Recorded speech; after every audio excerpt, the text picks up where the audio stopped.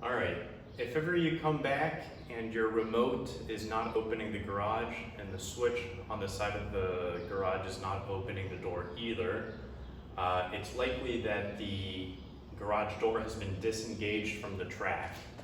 As you can see, this plastic piece right here is vertical and it's not engaged with a piece that's behind us. So in order to fix this issue, you can pull using the string or flip this piece right here up like that. It's now horizontal, parallel with the top, and then lift the garage door.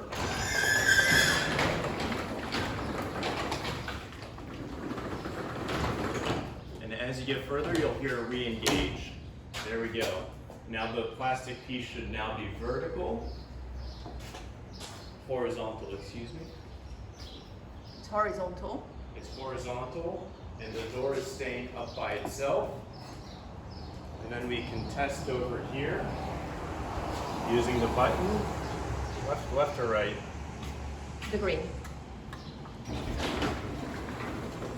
And the door is now moving